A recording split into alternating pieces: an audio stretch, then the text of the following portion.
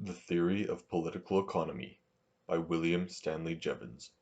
Chapter 4 Theory of Exchange. Part 23 Opinions as to the Variation of Price.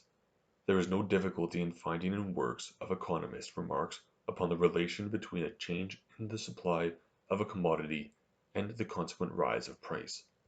The general principles of the variation of utility have been familiar to many writers. As a general rule, the variation of price is much more marked in the case of necessaries of life than in the case of luxuries. This result would follow from the fact observed by Adam Smith, that the desire for food is limited in every man by the narrow capacity of the human stomach, but the desire of the conveniences and ornaments of building, dress, equipage, and household furniture seems to have no limit or certain boundary. As I assert that value depends upon desire for more, it follows that any excessive supply of food will lower its price very much more than in the case of articles of luxury. Reciprocally, a deficiency of food will raise its price much more than would happen in the case of less necessary articles. This conclusion is in harmony with facts, for Chalmers says the necessaries of life are far more powerfully affected in the price of them by a variation in their quantity than are the luxuries of life. Let the crop of grain be deficient by one third in its usual amount, or rather let the supply of grain in the market, whether from the home produce or by importation, be curtailed to the same extent, and this will create a much greater addition than of one third to the price of it. It is not an unlikely prediction that its cost would be more than doubled by the shortcoming of one third or one fourth in the supply. He goes on to explain at considerable length that the same would not happen with such an article as rum. A deficiency in the supply of rum from the West Indies would occasion a rise in price, but not to any great extent, because there would be a substitution of other kinds of spirits, or else a reduction in the amount consumed. Men can live without luxuries, but not without necessaries. A failure in the general supply of esculents to the extent of one half would more than quadruple the price of the first necessaries of life, and would fall with very aggravated pressure on the lower orders. A failure to the same extent in all the vineyards of the world would most assuredly not raise the price of wine to anything near this proportion. Rather than pay 4 times the wonted price for Burgundy, there would be a general descent to claret, or from that to port, or from that to the home-made wines of our own country, or from that to the spirituous, or from that to its fermented liquors.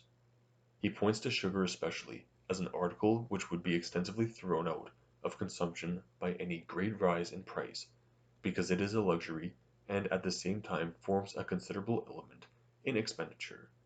But he thinks that if an article occasions a total expenditure of very small amount, variations of price will not much affect its consumption.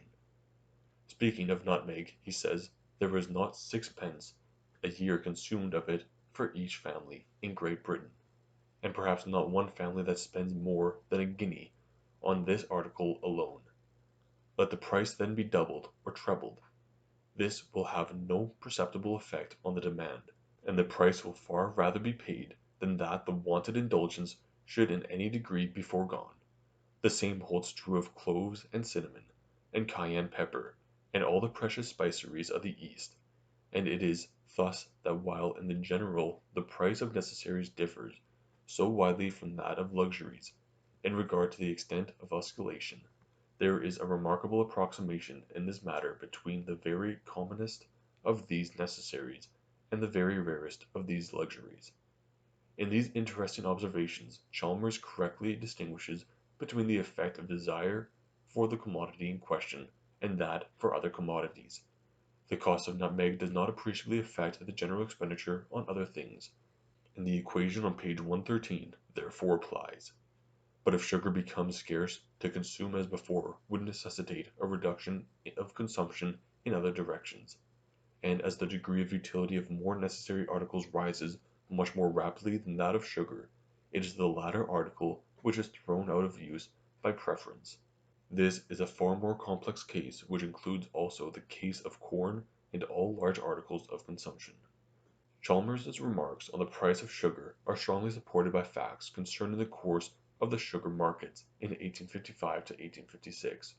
In the year 1855, as stated in Tooke's History of Prices, attention was suddenly drawn to a considerable reduction which had taken place in the stocks of sugar.